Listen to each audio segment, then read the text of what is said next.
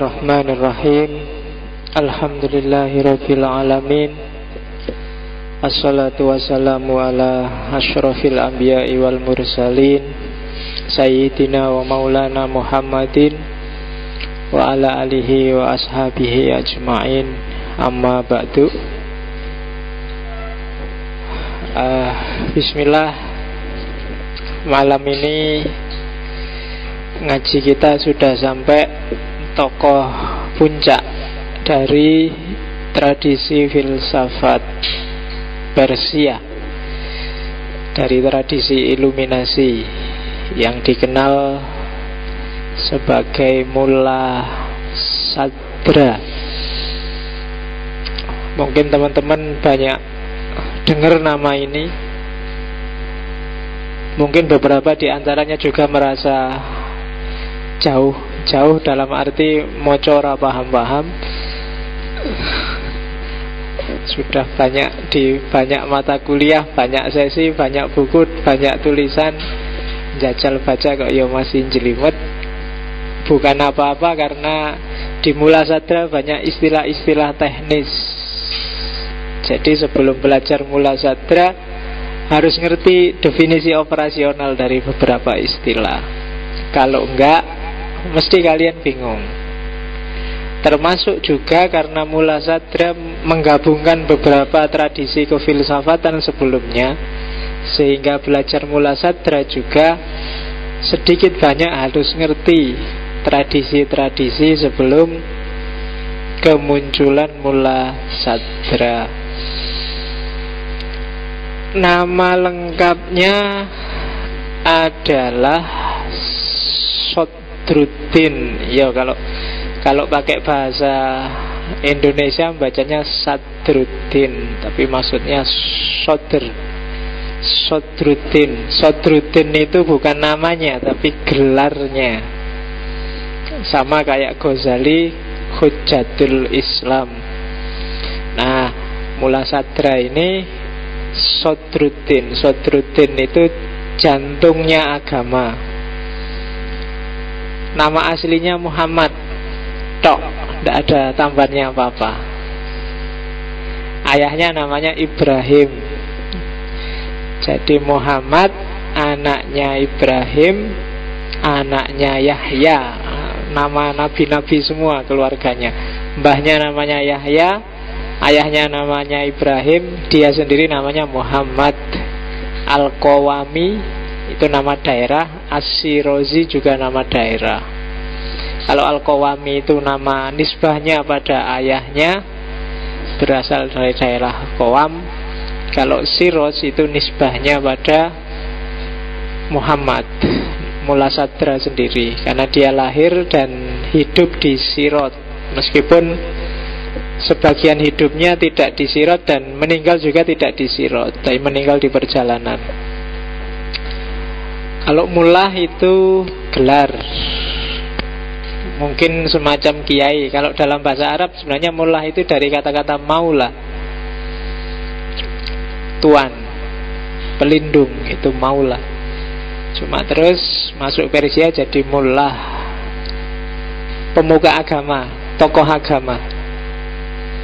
Kalau di Iran biasanya punya semacam pesantren, masjid. Nah, pengelola masjid juga, mungkin ketua takmir di sini bisa dikasih gelar mullah. Oke, cuma ya biasanya kalau sudah levelnya mullah itu sudah ahli agama, menguasai cabang-cabang disiplin keilmuan kajian Islam. Cirinya kalau kajian Islam klasik itu kan disebut mullah kalau sudah ensiklopedik. Jadi hampir semua ajaran Islam sudah nyantol di kepalanya. Jadi sudah lanyah, nggak perlu buka kitab lagi. Itu levelnya berarti sudah level mullah. Jadi Mulla Sadra itu sebutan. Yang pertama Sadruddin itu gelarnya, mullah itu ya sebutannya. Kalau di Indonesia mungkin Kiai Sadra. Cuma bukan Kiai Sadra yang Jombang ya. Kiai Sadra nih Jombang kan misionaris. Tapi ini yang mullah, yang kiai Islam. Oke. hidup di era dinasti Safawiyah sekitar abad 13 sampai 16. Kalau dihitung dijejer di era Safawiyah, berarti era ketika Barat mulai bangun, mulai awal pencerahan itu di Islam, lahir Mula Sadra. Tahun hidupnya agak sama dengan tahun hidupnya René Descartes. Jadi ketika Barat mulai terbangun dengan rasionalismenya, nah, Islam memuncak. Jadi Barat mengawali pencerahan, Islam mengakhiri. Karena setelah Mula Sadra terus deklinasi, sudah tidak lagi muncul banyak tokoh besar. Dinasti Safawiyah adalah dinasti yang madhabnya negara itu Syiah Isna Asyariyah. Di Safawiyah didirikan oleh seorang ketua tarekat sufi besar namanya Syekh Safiuddin Abdul Fattah Ishaq. Setahu saya kalau di dunia Islam ada 3 dinasti besar yang pendirinya adalah syekhnya tarekat. Selain Safawiyah masih ada lagi dinasti Muwahhidun. Kemudian ada juga sebelum Muwahhidun dinasti Murabitun. Dan 3-tiganya dinasti besar yang sukses selama berabad-abad. Jadi jangan dimarahi, jangan diharamkan kalau ada kiai masuk politik. Sopo ngerti bisa mendirikan dinasti besar yang sukses. Kalau hari ini kan banyak di sini sih, kamu nggak terima kalau ada kiai masuk politik. Harusnya yang masuk politik itu yang gendo-gendo itu kan, yang rodok kurang ajar itu. Dan kalian marah-marah lagi kalau Indonesia rusak karena mereka. Salamu dewe kiai ini nggak boleh berpolitik. Oke, dinasti Safawiyah, keluarganya Mula Sadra itu keluarga bangsawan. Dia anaknya menteri, gubernur provinsi Fars. Dia anak tunggal. Nah, jadi sudah pas kan modalnya, pinter, cerdas, anak tunggal, anak menteri. Itu nanti yang dahsyat, berarti kan modalnya punya. Kalau katanya Pierre Bourdieu, habitusnya sesuai, arenanya pas. Jadilah dia seorang Mula Sadra. Kalau kalian merasa hidupku kok rumet, jelimet, ndak maju-maju, ya biasanya hubungannya dengan itu. Kalian modal ndak punya, habitusnya jelek, arenanya kacau. Jadi yo nggak jadi-jadi akhirnya. Tinggal diatur kalian ingin jadi apa, ya sesuaikan habitusnya, cari modalnya dan cari arena yang tepat. Nah, itu jalan kesuksesan katanya Pierre Bourdieu. Dan itu dialami oleh Mula Sadra. Makanya kadang-kadang kan ada orang sudah cakep, kaya, pinter, pejabat lagi, sementara kita yang jelek, miskin, bodoh. Orang yang kayak gini nih, mesti kan dia punya modal untuk cari istri, cari suami yang juga cakep, juga kaya, juga itu kan. Akhirnya ya anaknya lebih unggulan lagi. Sementara kita kan lakunya di level-level yang sama. Akhirnya ya turunannya sama. Jadi dari rendah jadi tambah rendah, dia yang tinggi jadi tambah tinggi. Oke, nah harus ada revolusi untuk bikin terobosan. Entah caramu gimana biar levelmu naik lah. Nggak dapat yang cakep nggak apa-apa asal kaya kan gitu. Kaya nggak kaya juga nggak apa-apa asal anaknya menteri kan, naik kelas dikit-dikit.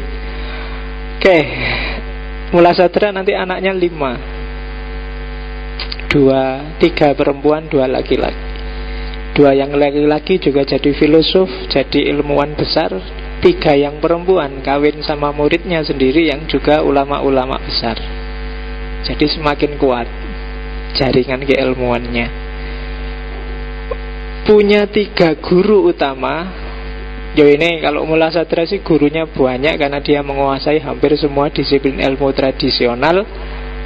Cuma dalam sejarah dia punya 3 guru yang disebut-sebut utama, karena dari 3 orang inilah dia dapat 3 bekal yang nanti dia satukan. Yang pertama adalah Mir Damad, ahli filsafat iluminasi, ahli irfan. Kemudian yang kedua Bahauddin Muhammad Al-Amili, ada yang membacanya Al-Amuli. Ini ahli kalam, ahli teologi, tafsir, hadis. Dan yang ketiga Mir Abul Qasim Penderecki, ahli filsafat peripatetik. Nanti Mir Damad ini bisa menyatukan 3 klaster besar keilmuan Islam, yaitu klaster rasio yang diwakili oleh filsafat peripatetik, klaster wahyu yang diwakili oleh tafsir, teologi, dan klaster irfan, klaster irfani yang diwakili oleh Mir Damad dengan iluminasinya. Makanya nanti teorinya Mullah Sadra disebut puncaknya tradisi intelektual Islam. Orang menyebutnya Syekhul Muta'allihin, guru para teosuf. Teorinya yang paling terkenal kan orang mengenalnya sebagai hikmah muta'aliyah. Ada yang menerjemahkan hikmah muta'aliyah itu teosofi transendental.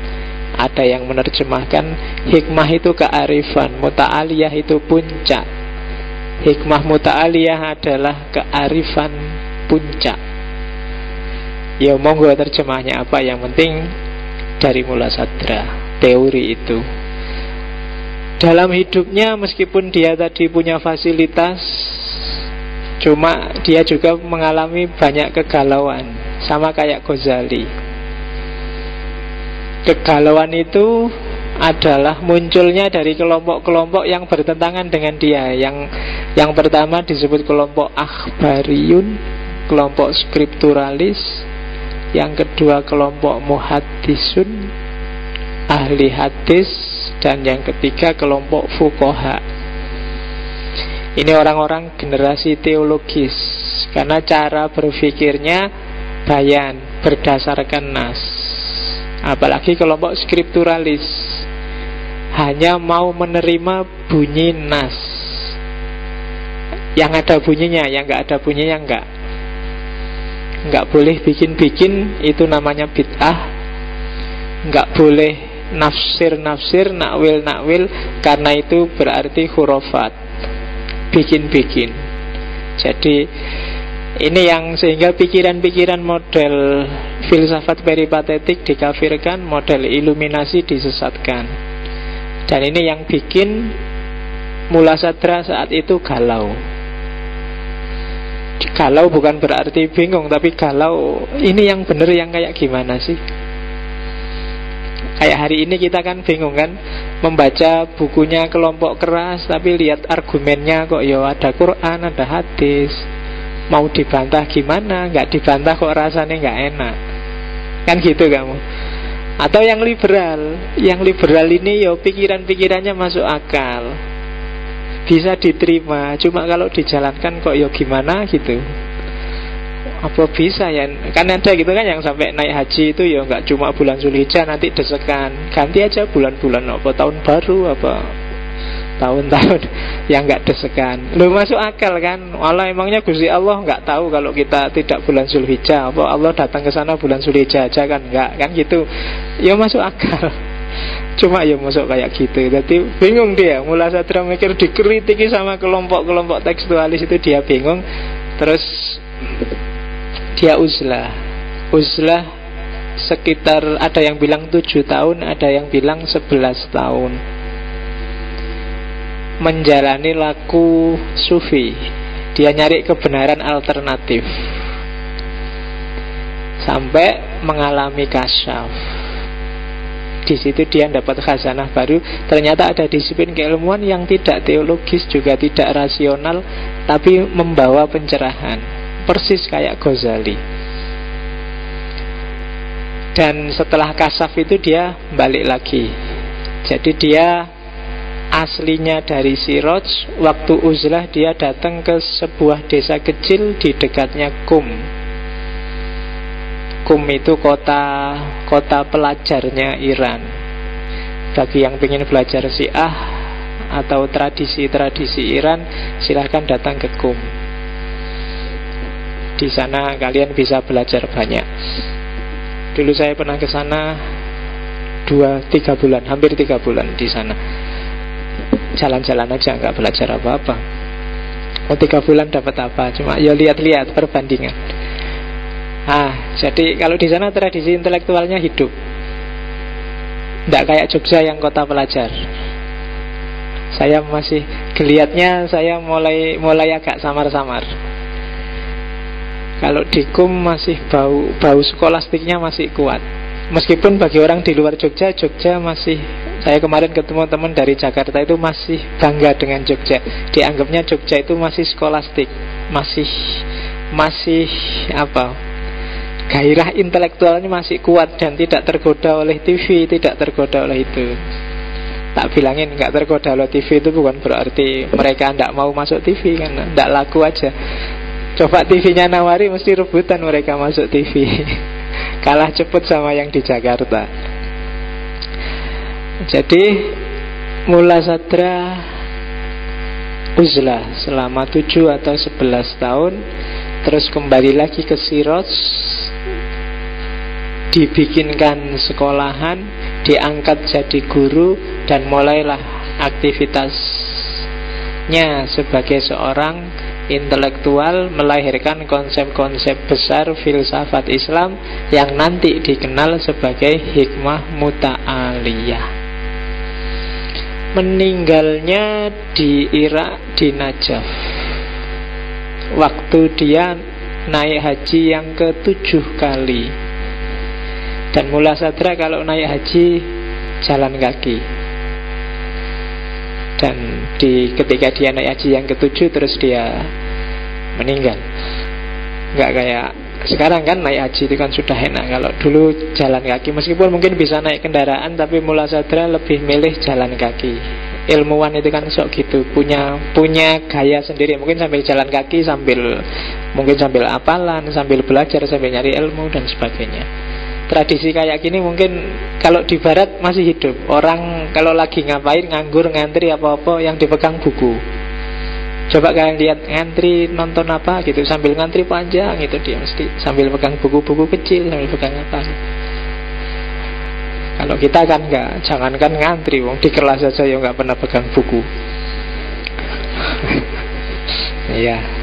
Jadi ilmunya tidak fisutur dan juga tidak fisudur, tapi fi laptop. Tuhannya Google. Oke, ini setting historisnya. Epistemnya, epistem itu nalarnya dari Mula Sadra. Jadi Mula Sadra dikenal bisa menggabungkan 3 khazanah. Yang pertama khazanah Masya'iyun, yang kedua khazanah Israqiyun, dan yang ketiga khazanah Jadaliyun.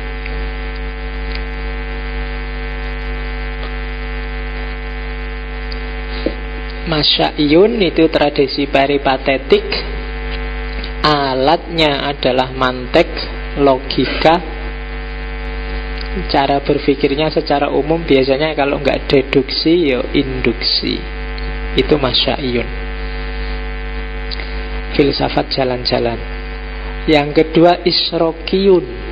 Israqiyun itu cara berpikir yang alatnya adalah intuisi, direct experience, pengalaman langsung. Sifatnya subjektif. Kalau yang rasional tadi biasanya sifatnya cenderung objektif, kebenaran untuk semua. Kalau yang Israqiyun, kebenaran hasil pengalamanku sendiri. Dan yang ketiga, tradisi Jadaliyun. Tradisi Jadaliyun ini tradisi dialektika, tradisi dialogis, yang punya biasanya para mutakallim, para teolog. Seperti di kajian kalam dan fikih.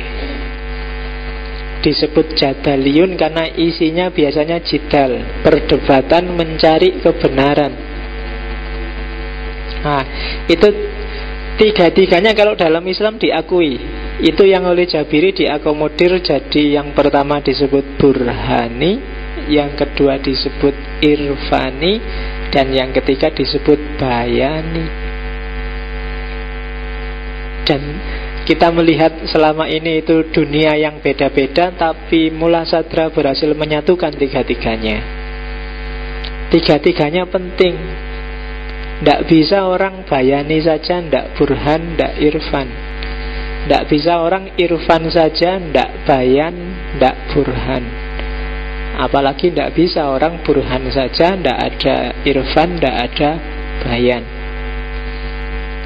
Wahyu, akal, batin, visi batin. Kalau bahasanya Ghazali, kolab.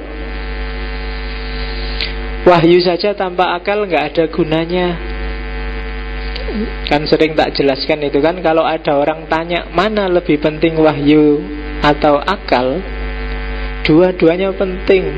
Dia tidak bisa dihierarki, bisanya diseri, dijejer. Kenapa? Karena wahyu kalau nggak ada akal, wahyunya nggak bunyi. Kalau akalmu mati, saya nggak mau pakai akal pak, saya Quran saja. Iyalah Quran saja, emangnya kamu bacanya, memahaminya nggak pakai akal? Tetap harus pakai akal. Atau yang akal, saya nggak mau wahyu, saya akal saja. Loh ya kalau akal saja, dasarnya apa? Ya kamu bisa sih spekulasi ngawur, tapi kan sudah out of context. Ini kan ngomong tentang Islam, ngomong tentang agama. Kalau wahyunya nggak dipakai, ya kehilangan basis, kehilangan dasar. Mungkin rasional hasil pikiranmu, tapi nggak ada dasarnya, nggak ada sumbernya. Wahyu penting, akal juga penting.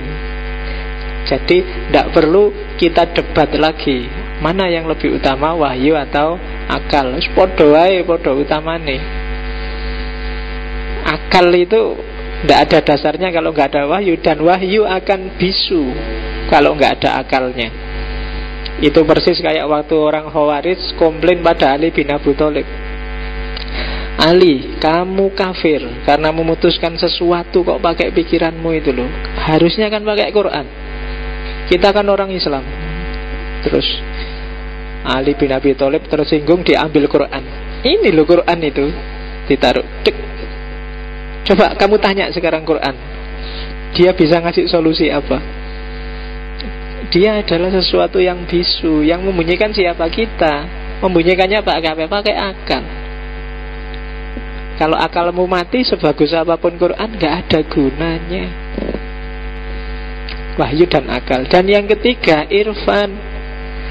Akal dan wahyumu hidup, tapi kalau kamu kehilangan visi batin, kehilangan irfan, akalmu, keberagamaanmu, wahyumu jadinya formalitas, tidak dihayati. Kenapa? Kamu gak masuk ke sana, ada jarak. Irfan itu kan pengalaman langsung, direct experience. Sholat tanpa irfan itu sholat tanpa khusyuk. Puasa tanpa irfan, puasa tanpa pengendalian diri. Zakat tanpa irfan, ya berarti zakat tanpa pelajaran ketidakterikatan pada harta. Kehilangan visi batinnya. Sholat yang tidak ada tanda anil fasa wal mungkarnya, puasa yang tidak ada imsaknya, dan seterusnya. Itu irfan. Kalau dalam agama kan irfan cenderung mengarah ke ihsan. Nah, agama tanpa irfan itu agama formalitas. Sholat tanpa irfan, sholat formalitas. Berpikir tanpa irfan, bernalar tanpa irfan, itu juga formalitas. Kamu ngomong poligami itu sunnah, poligami itu wani nggak poligami? Kan gitu. Terus kamu ngomong apa? Kamu kan sering diskusi di kelas itu kayak ya, tapi kan ngelakoni ndak? Kamu menjalankan itu enggak? Kan kadang-kadang enggak. Begitu kamu disuruh khutbah Jumat, kamu bilang, saudara-saudara, Allah memerintahkan kita setiap sepertiga malam adalah waktu yang mustajab. Kamu bangun enggak sepertiga malam? cerita dok, kamu isone ceramah. Kalau marahi adikmu, belajar, ini waktunya belajar. Kowe dhewe ya ndak belajar. Bener secara akal. Dasarnya wahyu juga ada. Cuma ndak irfan, kamu ndak menghayati. Dirimu sendiri nggak terlibat di sana. Dan dalam agama butuh 3 klaster ini: visi batin, akal, dan wahyu. Dan itu yang coba disatukan oleh Mula Sadra. Wahyu saja skripturalis, nanti hasilnya Islam fundamentalis yang kita rasakan hari ini.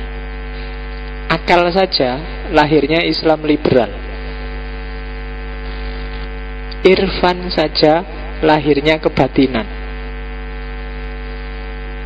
Iya, kayak orang Jawa, ndak sembayang ndak apa-apa, sing penting atine eling. Nah, itu kan gitu. Itu kan kayak kamu pacaran, ndak apel ndak apa-apa, ndak SMS ndak apa-apa, ndak ngirim, ndak neraktir ndak apa-apa, sing penting aku cinta padamu, kan gitu dong. Itu kan kebatinan kan itu namanya. Yang penting aku cinta padamu, tiap hari kangen padamu, I miss you. Neraktir ndak penting, apel ndak penting, antar jemput ndak penting. Pacarmu mesti bilangnya prek, ya kan? Gua apa cuma digombali tok, kan mesti gitu. Jadi kalau kamu batin saja, yang penting kan aku ingat Allah, ndak usah sholat ndak apa-apa, ndak usah puasa ndak apa-apa. Ya mungkin Allah bilang gitu, prek. Wong cuma disuruh sholat aja nggak mau kok bilang ingat padaku, disuruh puasa aja nggak mau kok bilang jatuh cinta padaku. Kan nggak percaya Allah itu. Kan kamu mungkin sering bikin puisi, aku padamu ya Allah, sholat subuh jam 7:30. Ya kan? Itu kan malaikat itu mesti cekikian itu baca puisimu itu. Wah, puisinya dahsyat sekali, cinta pada Allah, mendekat pada Allah. Tapi ya kayak gitu, itu gayamu. Kayak irfan penting, akal juga penting, wahyu lebih penting lagi. Wahyu, akal, irfan, dia harus dialektis. Itu yang dilakukan oleh Mula Sadra. Dan epistem ini nanti yang dikembangkan menuju al-hikmah al-muta'aliyah, kearifan puncak. Sebelum masuk ke kearifan puncak, saya akan ngulang sedikit saja tentang ontologi, karena nanti kita akan ketemu istilah-istilah teknis. Semoga tidak keliru. Being, eksistensi. Being itu ada, eksistensi dan lawannya esensi, substansi dan lawannya aksidensi. Ini 5 istilah yang operatif di Mula Sadra.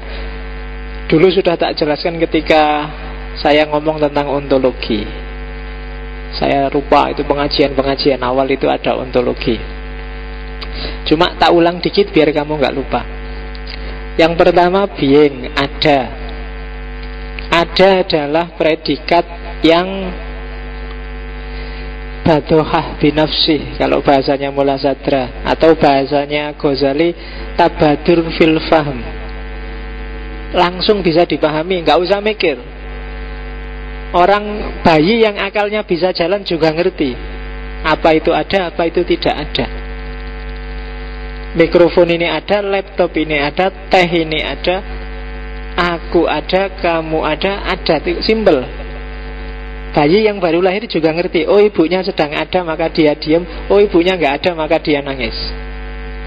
Jadi ada itu atribut yang sifatnya universal, a priori. Kamu nggak perlu kuliah untuk ngerti mana ada, mana tidak ada. Nggak perlu baca buku juga, bahkan nggak perlu tanya siapa-siapa. Ada dan tidak ada itu atribut universal.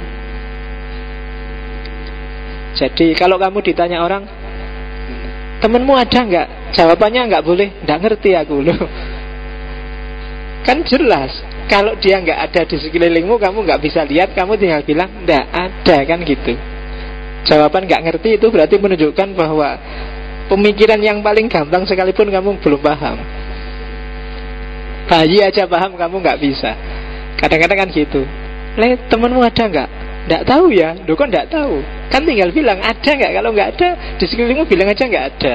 Kalau ada, bilang ada. Jawabannya jangan nggak tahu. Nah, si A ada nggak hari ini? Nggak tahu ya Pak. Loh kan tinggal dilihat ada apa enggak, kan gitu aja. Kan kadang-kadang gitu di kelas kalau di absen itu. Ada atau tidak ada kan itu aja. Jangan dijawab nggak tahu. Nggak tahu Pak kemana. Loh, yang penting kan nggak ada. Urusan kemana urusan selanjutnya. Dosennya kan cuma bahas ada atau tidak ada. Oke. Ada yang hadir Pak, saya hadir Pak, dilengkapi. Ya dosennya yang ngerti lah. Meskipun nggak ditambahi saya, ya kamu yang hadir. Oke. Maujud Pak, oh maujud. Rata ngerti filsafat itu ya. Ada yang mau bilang ada Pak, wujud Pak, enggak apa-apa. Filsafatnya lebih tinggi itu kalau wujud itu. Kalau maujud itu kemarin Surawardi dan kawan-kawan. Tapi di Mula Sadra wujud, semua juga wujud. Di Ibnu Arabi semua juga wujud. Cuma wujudnya metafor. Oke. Dan ada itu mendahului semua atribut yang lain, termasuk atribut realitas dan eksistensi. Ada pasti dapat diketahui. Aku orang Indonesia, aku manusia, aku hewan, aku ada, itu bisa diketahui. Dan secara umum para filosof barat, timur, klasik, modern, kalau ngomong ada biasanya dibagi 3. Yang pertama tidak ada. Di situ tak tulis 2. Yang kedua sungguh-sungguh ada. Yang ketiga mungkin ada. Nah, kalau di Mula Sadra nanti ada yang sungguh ada dan mungkin ada jadi satu. Dan yang kedua nyata ada dan tampak ada jadi satu. Ada bedanya. Ada yang tampak ada tapi sebenarnya nggak ada. Ada yang nyata ada. Itu. Sebenarnya ini operatif di pikiranmu. Kamu nggak perlu belajar filsafat juga sudah ngerti. Cuma begitu di filsafati jadi ruwet sekarang. Karena teori itu tugasnya itu bikin kamu jelimet. Padahal selama ini kamu juga sudah paham. Coba dilihat klaster kedua. Selain ada ya, nanti ada atribut, ada tampak, ada nyata atau real, ada eksistensi, ada esensi, ada substansi, ada aksidensi. Ini panjang ini. Tadi kan ada itu paling gampang dipahami. Catatan pertama, tidak semua yang ada itu tampak. Ya kan? Kamarmu ada, tapi sekarang kan nggak tampak adanya kamarmu oleh dirimu. Bahkan mimpimu itu ada, tapi dia nggak tampak. Kalau kamu jatuh cinta, cintamu itu ada, tapi cinta itu yang apa sih kamu nggak akan bisa lihat. Itu yang gaib-gaib. Jadi kalau dalam agama yang tidak tampak itu kan yang disebut gaib itu kan. Jadi alam gaib itu alam yang tidak tampak, tidak bisa diakses oleh panca indera. Misalnya di Jalan Kaliurang ada sate yang enaknya luar biasa. Karena kamu nggak ngerti di mana itu dan enaknya kayak gimana, maka sate di Jalan Kaliurang adalah gaib bagimu. Termasuk kelompok alam gaib. Kenapa? Karena nggak nyata bagimu, nggak tampak olehmu, kamu nggak ngerti. Jadi alam gaib itu tidak perlu kamu jelimet-jelimet alam yang kamu belum nggak bisa ngakses. Itu gaib. Lewat panca indramu. Itu kan gaib. Meskipun itu alam hantu-hantunan, tapi kalau dukun yang bisa lihat, wah ada putih-putih, wah ada merah-merah, itu sekarang berdarah-darah kayak gitu, berarti dia itu tidak gaib lagi. Jadi bagi dukun-dukun tidak ada alam gaib yang itu. Mungkin alam gaibnya dukun-dukun itu alam gaib yang beda lagi. Karena dia mungkin nggak ngerti dugem ya. Dugem itu bagi kiai-kiai, dukun-dukun alam gaib. Karena kan gitu cumaan. Bagi yang tidak pernah ke misalnya New Zealand, misalnya kamu ngertinya apelnya saja, New Zealandnya nggak ngerti. New Zealand itu kan alam gaib. Kamu nggak ngerti ada apa, kayak gimana, seperti apa di sana. Tidak semua yang ada itu tampak. Kebalikannya, tidak semua yang tampak itu nyata. Kira tuh rumit ini mikirnya. Kadang-kadang kamu tampak sesuatu tapi dia tidak nyata. Macam-macam, bisa salah pandang, bisa salah persepsi, ya kan? Bisa ada distorsi-distorsi.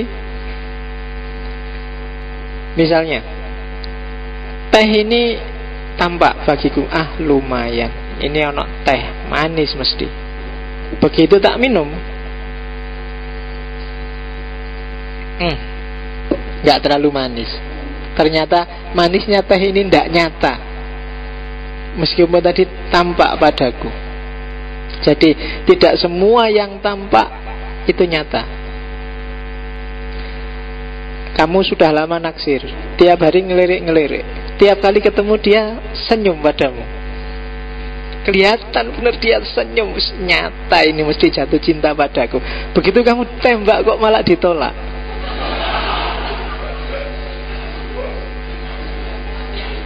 Iya.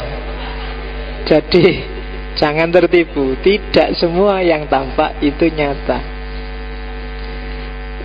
Banyak yang contoh-contoh kayak gini, banyak. Oke.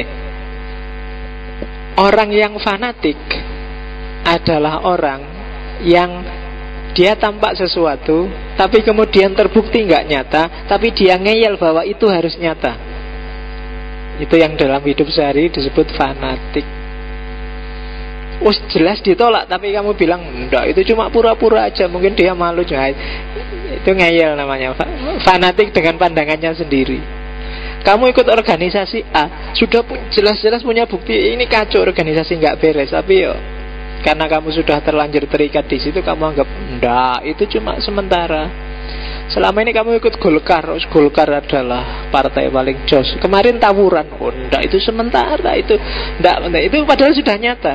Jadi tidak semua yang tampak itu nyata. Nah, ada lagi yang ketiga, lebih rumit lagi. Tidak semua yang nyata itu eksis. Oke, apa sih syaratnya nyata harus eksis? Yang pertama, dia harus konkret.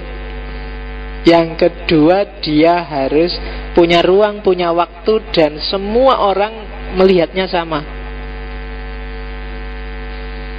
Tidak subjektif. Berarti kan, kenapa? Sifatnya publik. Eksis selalu sifatnya publik. Tidak ada eksis bagi diriku sendiri, itu berarti tidak eksis. Jadi tidak semua yang nyata itu eksis. Kamu sedang sumpek, sumpekmu ini kan nyata, tapi dia nggak eksis. Untuk bisa eksis, ekspresikan sumpekmu dengan marah-marah, dengan ngamuk, dengan bikin postingan kurang ajar. Nah, itu baru eksis. Tapi kalau masih kamu pendam di dalam, itu belum eksis, meskipun dia nyata bagimu. Jadi tidak semua yang nyata itu eksis. Jadi kalau ada orang tanya, "Mbok, kamu yang eksis?" Nah, itu berarti ekspresikan apa keinginanmu, apa kemampuanmu secara nyata, secara publik, biar orang juga bisa mengaksesnya. Nah, lawannya eksistensi itu esensi. Kalau eksistensi itu ekspresi keluar, kalau esensi itu hakikat terdalam. Saya ngajar kayak gini, itu kan eksis, eksisten, kalian bisa ngakses. Apa sih esensi dari saya ngajar hari ini? Nah, itu kan, itu namanya esensi. Esensi misalnya, ngajarnya itu hari ini cuma pingin show off, pingin ria, itu esensi namanya. Malam hari ini ngaji itu cuma sekedar kewajiban aja, nggak ada gairah selain itu. Jadi itu namanya hakikat, eksistensi. Hakikatnya apa sih ngaji malam ini? Itu sekedar menghabiskan waktu, sekedar daripada nganggur. Apa benar-benar pengen ngerti filsafat? Apa itu kan kalian selalu ngejar itu. Tapi apapun hakikatnya, yang penting kan tampilannya, eksistensinya kayak gini. Saya di depan, kalian di sana, saya ngajar, kalian dengerin. Eksistensi. Kadang-kadang eksistensinya apa, esensinya apa.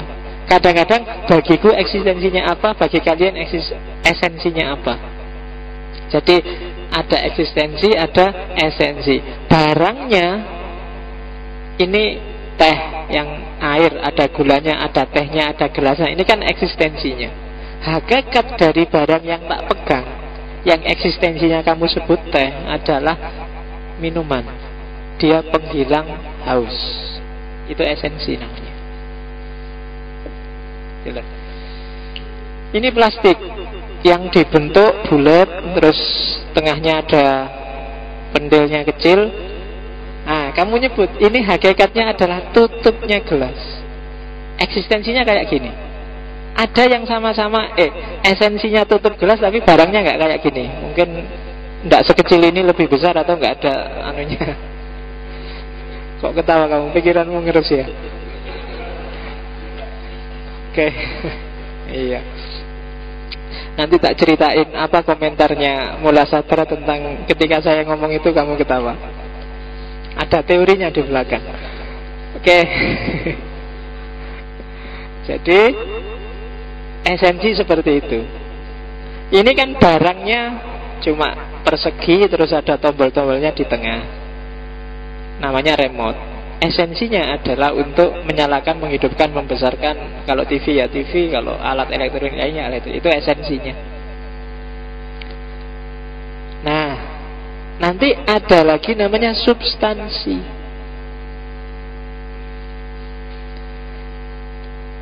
Kalau eksistensi itu kalau di bahasa Indonesia sering disebut tampilannya. Kalau substansi itu bahannya. Substansi itu terdiri dari foam dan metal. Substansinya ini adalah plastik yang dibentuk bulat dan ada lubangnya kecil. Jadi plastiknya itu substansi. Setelah substansi ada aksiden. Aksiden itu sifatnya.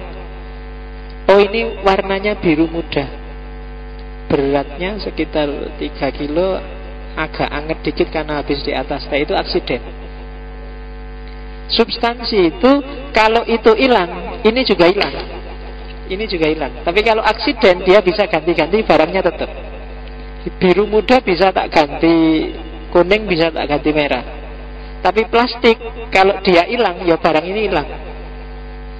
Itu bedanya substansi sama aksiden. Tembok itu kan substansinya adalah pasir, semen, bata, kan gitu. Itu substansinya yang digabung jadi satu dengan nama tembok. Tampilannya semacam itu eksistensinya. Aksidennya warnanya putih, warnanya hijau, warnanya biru muda. Itu aksiden. Jadi ada nyata, tampaknya saja, kemudian eksistensinya, esensinya, substansinya, dan aksidennya. Itu panjang ya sudah. Jadi segala sesuatu, eksistensinya berarti tampilannya, esensinya berarti hakikatnya, substansinya berarti bahannya, aksidennya berarti sifat-sifatnya. Nah, itu gambaran paling gampang. Melihat apapun, perhatikan kipas angin itu, eksistensinya adalah seperti itu, berapa panjang lebar, macam-macam pokoknya. Tampilannya, esensinya adalah hakikatnya, dia adalah alat untuk bikin kita dingin. Substansinya, dia terdiri dari plastik, kipas, mur, baut, dan lain sebagainya. Aksidennya warnanya putih misalnya. Nah, itu bedanya. Mana eksistensi, mana esensi, mana substansi, mana aksidensi. Dan kalau kalian nanti belajar filsafat manusia, segala macam teori tentang manusia itu sebenarnya hanya beda ketika menyebut manusia itu eksistensinya kayak gimana, substansinya apa, mana yang aksiden, mana yang esensi.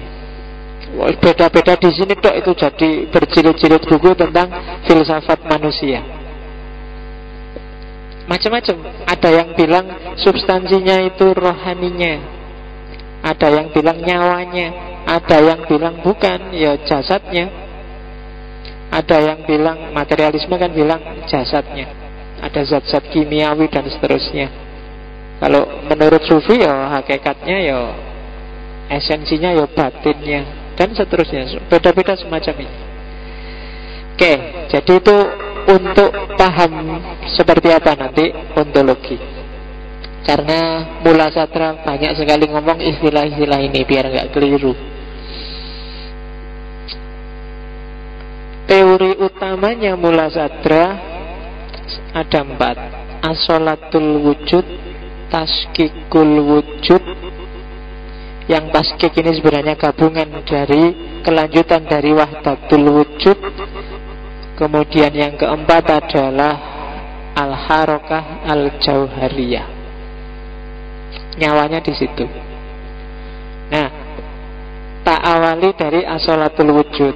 Disinilah nanti Mula Satra disebut eksistensialis.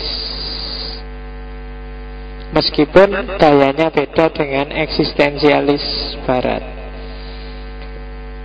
Jadi kayak tadi, apa sih asolatul wujud itu? Asolatul wujud, atau kadang-kadang juga dibaca isolatul wujud, adalah isolah itu artinya keistimewaan, artinya juga keutamaan, artinya juga keaslian. Asolatul wujud berarti keaslian wujud. Wujud kalau diterjemahkan dalam bahasa filsafat itulah eksistensi. Ini lawan dari minggu lalu ketika saya ngomong Suhrawardi. Kalau di Suhrawardi yang asolah bukan wujud, tapi mahiyah, esensi. Yang utama itu yang esensi. Semua tokoh sufi bilang yang utama bukan eksistensi tapi esensi. Tampilan, apalagi yang fisik, apalagi yang duniawi, itu harus disingkirkan. Karena dia gelap, karena dia jahat, karena dia menghalangi kesatuan manusia dengan Tuhannya. Jadi kebalikannya Mula Satra bilang bukan, tidak kayak gitu cara mikirnya. Keliru. Yang utama bukan esensi, bukan hakikat. Yang utama adalah eksistensi. Esensi itu terbentuk, dibentuk oleh eksistensi. Kayak tadi ini contohnya, tutup gelas, itu kan esensinya. Dari siapa? Dari kalian yang bilang. Kalian menyimpulkan ini tutup gelas karena dari bentuknya, dari eksistensinya. Padahal mungkin piring ini juga bisa dipakai untuk nutup gelas, tapi kalian tidak menyebut ini tutup gelas. Kenapa? Karena tampilannya. Berarti kalian tadi menyimpulkan ini tutup gelas kan dari eksistensinya, dari tampilannya. Catatan pertama. Catatan kedua, yang bilang tutup gelas kan kalian. Berarti esensi itu datangnya belakangan, dikonsepkan oleh orang. Gitu. Karena bagi kalian ini tutup gelas. Mungkin bagi adikmu yang kecil, yang belum ngerti tentang konsep tutup gelas, begitu kamu kasih ini dipakai main-main gitu. Jangankan yang tadi, kamu tadi lihat bentuk kayak gini aja kan ketawa, karena kamu sambungkan dia dengan sesuatu yang lain. Loh ya kan, padahal ini mek tutup gelas, tapi hakikatnya kamu ganti. Dari mana sih kamu bisa menyambungkan ke sana? Kan pasti dari eksistensinya, dari tampilannya. Tampilannya mirip Pak, kan gitu terus. Ya kan? Yang bikin kamu menyimpulkan ke sana kan tampilannya, eksistensinya. Jadi mahiyah, esensi yang tutup gelas atau apa tadi, itu kan sifatnya iktibariyah, rekaan manusia. Jadi justru yang penting pertama-tama itu eksistensinya, bukan esensinya. Esensi itu muncul belakangan setelah eksistensi. Jadi tidak ada sifat bawaan kalau dihubungkan dengan manusia. Nggak ada anak yang sejatinya soleh atau anak yang sejatinya jahat. Nggak ada. Manusia itu tergantung eksistensinya. Kalau kamu puasa Senin Kemis rajin, sholat malam rajin, tiap hari zikir, sholat duha bagus, terus orang bilang, wah kamu anak soleh, kan gitu. Kalau kamu sholat males, kuliah tiap hari, bolos skripsi nggak jadi-jadi, terus kamu bilang, wah saya itu aslinya soleh dan rajin loh Pak. Nah, orang kan nggak percaya. Kenapa? Eksistensimu nggak bunyi kayak gitu. Jadi tidak ada kok sejatinya Pak, aslinya saya itu ganteng loh Pak. Cuma itu tidak ada aslinya. Dilihat aja tampilannya kayak gimana, orang bunyi sendiri nanti. Jadi orang akan mengambil iktibar sendiri dari eksistensi. Jadi yang pertama-tama bukan esensi, nggak ada makna awal, makna sejati yang dibawa, enggak. Jadi tidak esensi dulu, tapi eksistensi dulu. Lihat sesuatunya dulu, terus kamu simpulkan. Barangnya sama-sama tato misalnya, tapi hakikat tato mungkin bagi kepala si A dia simbol premanisme, bagi kepala si B dia itu seni loh. Yang menentukan kan gambarnya, bukan kok tato itu membawa esensi ke premanan. Enggak, bagi orang lain dia bukan preman, dia seni. Jadi esensi bukan sesuatu yang dibawa atau hidup sendiri. Esensi tergantung pada eksistensi. Esensi tidak memiliki dirinya sendiri. Kalau para sufi bilang untuk menyingkirkan eksistensi, kalau di Mula Satra, kalau di Mula Satra justru ya tidak bisa eksistensi disingkirkan. Justru kalau eksistensi disingkirkan, orang kehilangan esensi. Yang disebut baik, soleh, dekat dengan Tuhan, disayangi Tuhan, itu kan dari eksistensinya. Kalau hidupmu tiap hari subuhnya 7:30, isaknya nyambung sama subuh, zuhurnya kadang-kadang mendekati asar misalnya, lo kan otomatis orang ngomong, ya nggak mungkin kamu disayangi Tuhan, kan gitu. Dan tidak disayang Tuhan itu kan atribut yang nempel padamu karena eksistensimu. Jadi isolatul wujud, kemendasaran, keaslian wujud, keaslian eksistensi, bukan isolatul mahiyah. Kalau di Surawardi kemarin, yang esensial itu mahiyahnya, esensinya. Wajah bisa macam-macam, tapi intinya sama. Kan gitu yang dibilang Surawardi kemarin. Tidak ada inti yang sama. Penentunya justru wajahnya. Dari wajah kamu tahu ini orang ramah atau marah, kan gitu. Dari tampilannya kamu ngerti.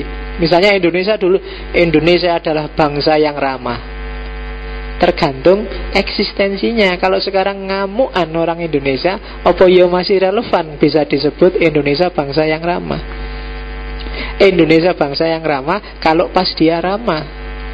Kalau enggak ya enggak. Kenapa? Nggak ada sifat bawaan, nggak ada esensi yang abadi. Jadi esensi, hakikat itu bentukan dari pikiran kita sendiri. Kalau kamu bikin skripsi, terus ada pertanyaan, apa sebenarnya hakikat dari ini. Itu seolah-olah kamu mengejar sesuatu yang jauh sekali dalam, padahal itu tidak, itu gawenane pikiranmu dewe. Kamu sendiri yang, oh ternyata hakikatnya pikirannya ini itu ini loh. Lihat dari kamu sendiri. Apa iya yang itu hakikat? Ternyata sapa wis Pangeran Diponegoro itu seorang pejuang yang sejati, yang itu kan hakikat menurutmu. Padahal mungkin peneliti yang lain melihatnya nggak kayak gitu. Pangeran Diponegoro itu egois gara-gara tanah kuburan nenek moyangnya di Belanda terus ngamuk sampai segitunya mengorbankan banyak orang. Loh, beda. Hakikat yang benar yang mana? Apa dari peneliti pertama apa peneliti kedua? Kan susah. Oke, jadi esensi tidak memiliki dirinya sendiri. Keberadaan esensi karena dia punya hubungan dengan eksistensi. Dan eksistensi kalau ditarik-tarik nanti belakangan nyampe pada Tuhan. Itulah isolatul wujud, kemendasaran eksistensi. Jadi eksis dulu, baru cari makna. Bukan makna dulu terus kamu baru eksis. Itu kalau di Mula Sadra. Nah, dari isolatul wujud masuk ke taskikul wujud.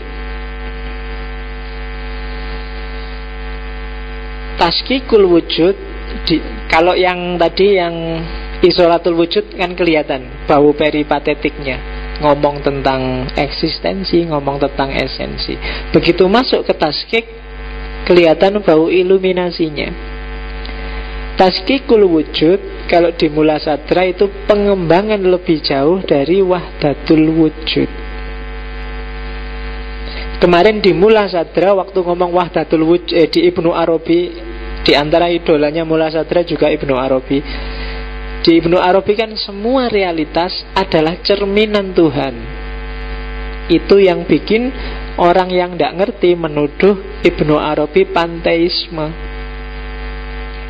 Teori itu disempurnakan oleh Mula Sadra dengan taskikul wujud, gradasi wujud. Iya, semua adalah cerminan Tuhan, semua adalah cahaya Tuhan, tapi sifatnya gradasi.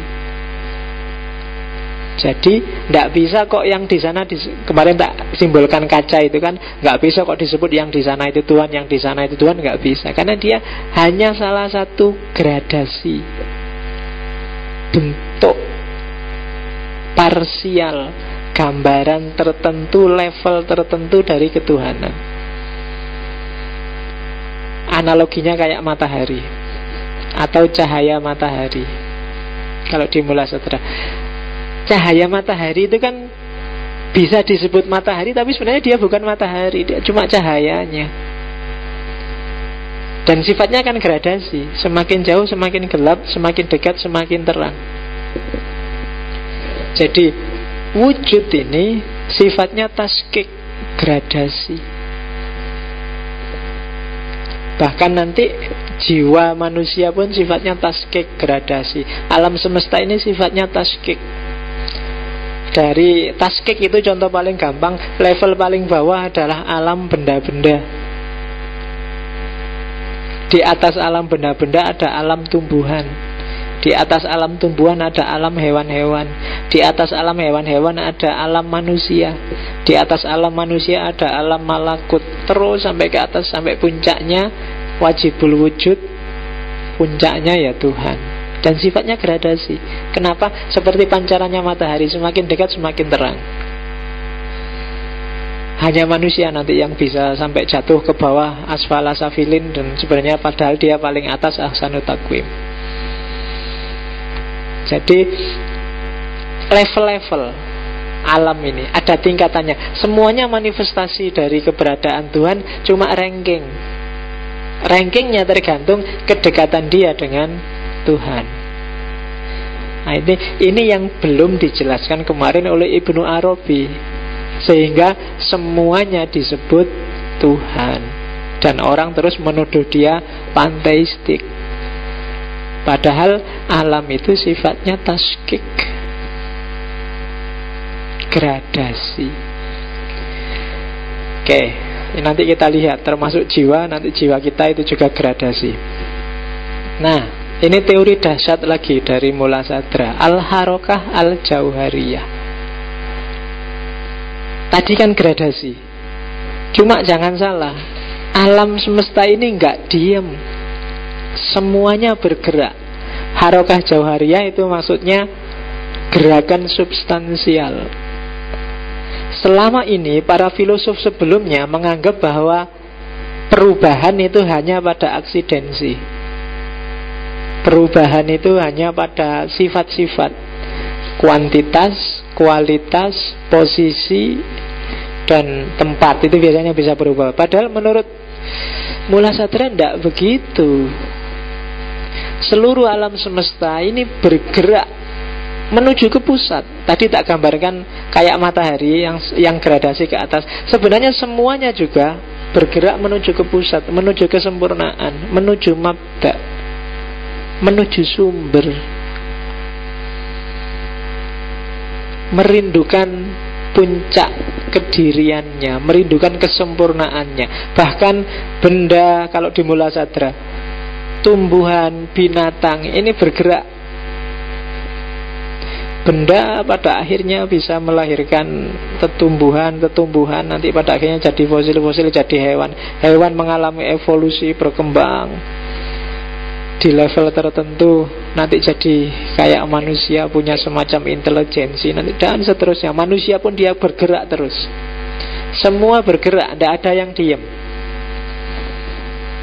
Apa sih gerakan itu?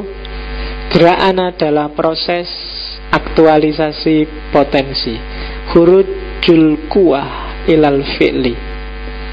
Dalam dirimu itu ada macam-macam potensi, termasuk potensi ketuhanan. Gerak itu berarti apa? Upayamu mengeluarkan, mewujudkan potensimu sehingga keluar semua. Kalau keluar semua, maka kamu akan nyampe puncak, termasuk wahdatul wujud, ketemu dengan Tuhan, kasyaf, makrifat. Itu kan berarti potensinya sudah keluar semua, karena memang kita diciptakan Tuhan mengarah ke situ. Batu juga begitu, benda-benda juga begitu. Dia punya potensi puncak, dia punya potensi sendiri sampai puncaknya jadi apa. Tumbuhan juga gitu, dia punya potensi sendiri sampai puncaknya jadi apa. Dan ini semua bergerak menuju puncak. Ya kalau dalam bahasanya para ulama Sunni, merealisasikan tujuan penciptaan. Kemarin di minggu lalu itu loh, apa untuk ini kamu diciptakan? Nah, itu jawablah pertanyaan itu dan realisasikan. Karena kamu punya potensi untuk merealisasikan tujuan penciptaanmu. Sudah dikasih Tuhan bekal macam-macam. Sebenarnya pakai akalmu, pakai intelijensimu sudah cukup. Tapi saking sayangnya Allah, kamu juga dikasih wahyu, kamu juga dikasih nabi-nabi. Itu sebenarnya apa? Mengeluarkan potensimu sehingga bisa nyampe puncak. Dan gerakan untuk mencapai puncak itu disebut Al-Harokah Al-Jauhariyah. Jadi gerakan substansial. Jadi jangan bikin gerakan-gerakan insidental, aksidental. Gerakan yang potensial, gerakan yang substantif. Bukan gerakan-gerakan simpel, bukan gerakan-gerakan yang tidak ada artinya. Jadikan ngaji ini sebagai harokah jauhariyah. Jadikan kuliahmu sebagai harokah jauhariyah. Jadikan apapun yang kamu lakukan sebagai harokah jauhariyah. Kalau enggak, umurmu habis, potensimu enggak keluar, dan kamu enggak akan nyampe pada tujuan penciptaan. Dan yang dikasih pilihan cuma manusia, bisa nyampe apa enggak. Tapi kalau batu, tumbuhan, binatang itu biasanya secara instingtif dia mencapai tujuan penciptaannya. Hanya manusia yang bisa nawar dan bisa mengelak. Harokah Jauhariyah. Jadi kalau dalam bahasanya Mulasadra, alam semesta ini setiap detik yang terjadi adalah dekonstruksi dan rekonstruksi, terus menerus. Kamu yang datang tadi masuk ke sini sudah bukan kamu yang tadi di depan pintu mau masuk. Sudah ada perubahan. besar atau kecil, baik dimensi fisikmu maupun dimensi rohanimu. Pasti ada yang berubah. Perubahan selalu terjadi dan itu sunatullah. Itu yang teorinya Mullah Sadra ini bisa untuk mengcounter teori Tuhan yang bikin jarum jam kemarin di positivisme, deisme. Seolah-olah Tuhan habis menciptakan terus selesai terus cuek. Tidak, Tuhan selalu terlibat. Kenapa? Karena alam ini dalam proses penciptaan terus menerus. Dia sebenarnya nggak berhenti berjalan, nggak berhenti hancur dan baru terus begitu. Cuma ketika harokahnya tidak harokah jauhariyah, yang hancur dan baru itu tidak substansial kalau ada hubungannya dengan manusia. Kayak Indonesia ini kan mengalami hancur baru terus, tapi karena nggak jauhariyah, nggak substansial, nasib kita sama aja kayak gini. Kayak bal-balan kan, gonta-ganti pelatih ping piro yo kalah terus. Ganti pemain berapa kali juga kalah. Nggak ada harokah jauhariyah sih. Ya wis kaya ngono carane bal-balan kan dhisik itu. Harusnya ada harokah jauhariyah. Kalau kamu merasa hidupmu stagnan, ada yang keliru dalam gerakanmu. Jangan-jangan yang kamu ubah selama ini tidak substantif, hanya aksiden-aksiden kecil. Sepancet dari awalnya pemarah tetap pemarah, awalnya gampang tersinggung tetap gampang tersinggung, awalnya males tambah males, gerakannya setback ke belakang. Berarti tidak jauhariyah. Mungkin dulu yang waktu SMA, waktu alia, rajin sholat malam, rajin ngaji. Begitu kuliah, bubar barisan jalan. Males ngaji, males sholat malam. Wah, itu berarti harokahnya tidak jauhariyah. Kamu gradasinya gradasi ke belakang, gradasi turun. Substantif, harus gerak, mengaktualkan potensimu. Bahkan orang barat sudah menemukan ternyata pikiran kita hanya dipakai 10%. Allah ngasih 100, kita cuma pakai 10. Itu pun kita masih suka kemenyek, suka gaya, padahal cuma 10%. Merasa pinter, merasa jos, merasa baru 10% itu. Coba kita aktualkan potensi itu. Kalau ada orang hafal Quran, kita melongo, wah kok bisa ya hafal Quran. Ada orang hafal hitung-hitungan, ngitung cepat, wah kok bisa ya. Seolah-olah itu luar biasa. Padahal yang parah itu kita, mereka biasa.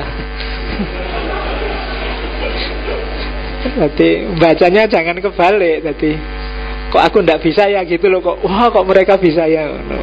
Sebenarnya mereka itu biasa-biasa aja, memang punya potensi untuk itu. Hanya kita yang tidak nyampe ke sana. Kenapa? Harokah kita lambat, atau jangan-jangan setback karena tidak jauhariyah. Maka kita butuh gerakan yang substantif, yang membawa kita semakin dekat menuju kesempurnaan. Sebenarnya seperti dalam pikirannya para sufi, hati kita, dorongan jiwa kita itu selalu menuju kesempurnaan, selalu menuju Allah, selalu menuju asal-usul kita. Memang asal-usul kita dari Allah. Cuma kok tidak terasa, itu karena sangat banyak yang menghijab, yang menabiri diri kita, sehingga kita lupa bahwa kita kangen pada Allah itu sebenarnya. Dan kita tidak bisa mendeteksi rasa kangen itu karena terlalu banyak urusan, macam-macam isi pikiranmu kan. Yang menabiri itu banyak, jadi kamu lupa. Padahal kembali ke asal-usul itu kan fitrah. Kayak kamu kalau pulang kampung kan mesti seneng, kecuali yang takut ditagih skripsi apa ditagih kalau tidak lulus-lulus.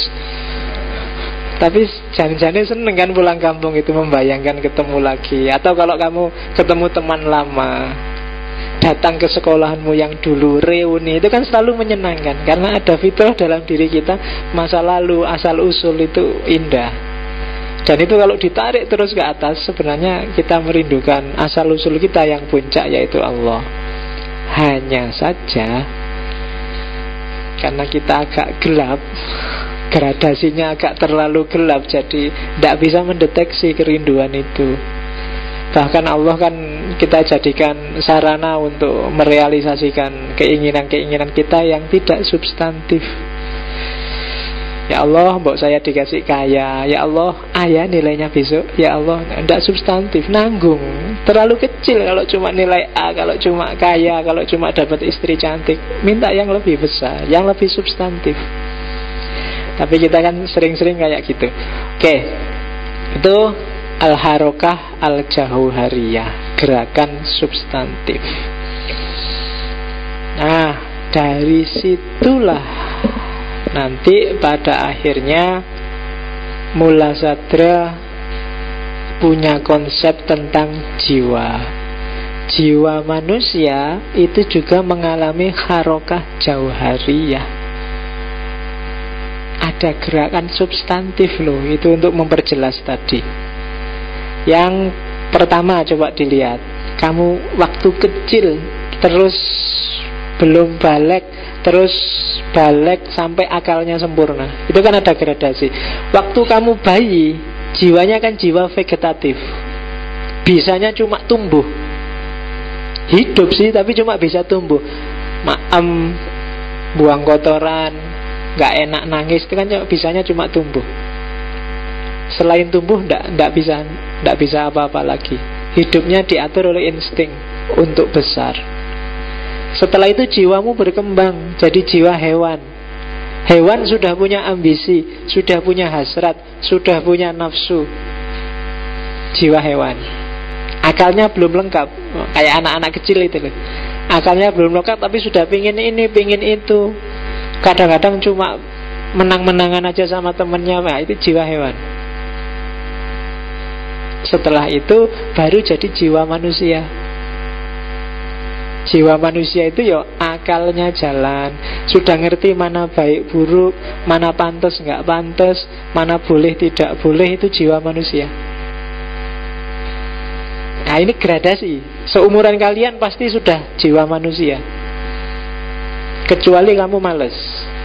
Kalau kamu males, kembali lagi ke jiwa vegetatif. Kainane turu karo mangan, turu, nonton TV, Facebookan, internetan, mangan lagi, turu meneh, Facebookan, internetan. Nah, itu tumbuh besar dan tinggi, tapi ya kayak tumbuhan vegetatif. Nah, kembali setback. Atau jiwa hewan. Jiwa hewan ki ra mikir, sing penting enak, sing penting seneng, sing penting sukses, pokoknya sing penting terus. Jiwa hewan, nyari enaknya sendiri, nyari nyamannya sendiri, nyari suksesnya sendiri, jiwa hewan. Nah, level ketiga jiwa manusia. Jadi kamu harus selalu introspeksi. Jangan-jangan levelku ini turun sekarang, bukan manusia, tapi level jiwa sebelumnya. Nah, puncaknya jiwa manusia itu kalau di Mula Sadra, perhatikan ada 5 fakultas. 5 fakultas itu 5 daya yang harus kamu jadikan bekal biar kamu tetap jadi manusia, bertahan, tidak turun derajat ke jiwa hewani atau jiwa vegetatif. Yang pertama adalah sensus komunis, hissul mustarok atau common sense, kebenaran-kebenaran umum yang itu tertanam sejak kamu kecil sampai besar. Pasti sudah ada kebenaran-kebenaran umum itu. Jadi common sense dipahami bersama. Kalau kebenaran umum itu ya, kalau aku tidak makan seminggu pasti mati. Sensus komunis, sama orang tua harus menghargai, itu kan umum, nggak perlu dipikir. Nggak perlu bikin seminar nasional untuk bahas kenapa ya kalau 6 jam nggak makan perutku keruyuk-keruyuk. Itu nggak usah, itu common sense. Untuk yang common sense kamu nggak perlu diskusi panjang-panjang. Semua orang juga sudah ngerti kalau kamu nggak makan-makan juga perutmu keruyuk-keruyuk. Nggak perlu lari ke perpus nyari referensi dulu, Pak, kebenarannya gimana ini, nggak usah. Kemantepen. Jadi sensus komunis, hissul mustarok, ngerti dewe kamu, nggak usah ditanyakan. Orang hidup juga selalu pasti ngerti itu. Kok aku deg-degan, Pak, dekat lawan jenis? Nggak apa-apa, itu hissul, common sense, sudah. Kamu ngerti sendirilah. Nggak usah nyari referensi, nyari buku, bikin seminar internasional, download video untuk belajar itu, nggak usah. Sudah ngerti sendiri kamu, nggak usah belajar. Oke. sensus komunis, alat pertama. Ini patokanmu. Kalau yang sensus komunis saja kamu masih belum paham, itu alamat. Jangan ngaku jadi orang dewasa. Hanya anak kecil yang tidak ngerti common sense.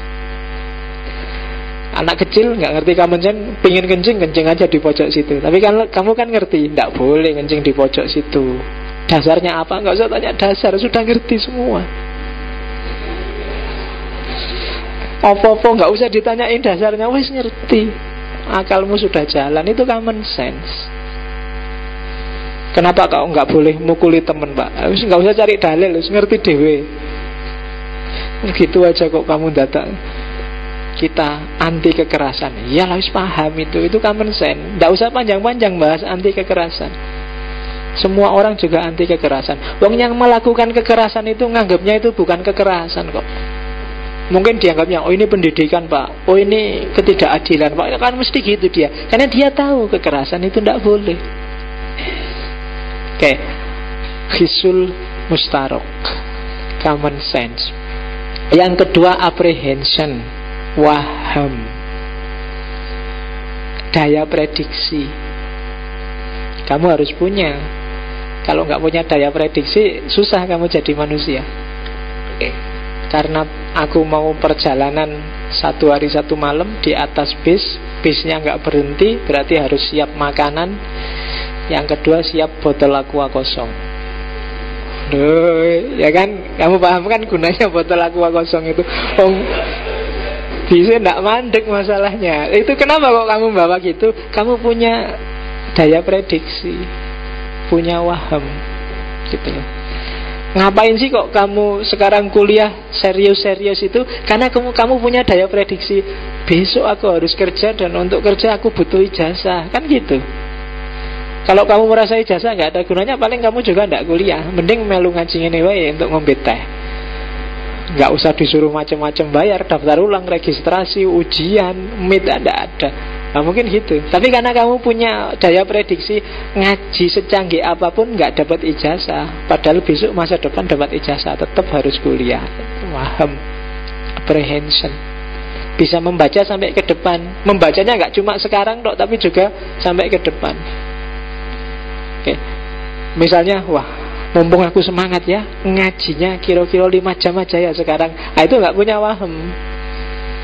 Ya ngaji sejam aja sudah ngantuk luar biasa, apalagi 5 jam. Nggak bisa memprediksikan, nggak bisa membaca yang lain, nggak bisa membaca ke depan. Itu daya waham. Kayak khutbah Jumat, nggak selesai-selesai. Nah, itu khotibnya, apprehensionnya perlu dipertanyakan. Daya prediksinya gimana? Nggak membayangkan jamaahnya yang selak kuliah, selak apa, khutbah sampai jam 1:15 misalnya. Wah, itu kan jamaahnya dehem-dehem juga nggak paham-paham dia. Iya. Oke, jamaahnya sudah itu dia, wah, nggak diurusi, dianggapnya seneng, dehem-dehem itu terus kewae. Jamaahnya sampai pegang-pegang arloji, wah, tambah semangat dia. Islam menghargai waktu, saudara-saudara. Ditambahi ceramah tentang waktu. Saya dowen sampai jamaah sampai gini-gini, tidak paham-paham tetap. Khitan itu memang sunnah dalam Islam. Tambah tema lagi. Oke, tidak bisa membaca. Ada orang kedap-kedap gini, dia nggak bisa memprediksi karepe apa to kedap gue ya. Berarti daya wahamnya nggak canggih. Kayak kamu lagi, kan kadang-kadang kalau saya masuk kelas ada mahasiswa yang di depan lagi nulis-nulis apa di papan, temannya dosennya dia cuek aja begitu. Begitu lihat ada dosennya malu, dia nggak paham. Kalau coba tadi dia tanggap dehemnya temennya, dia bisa selamat.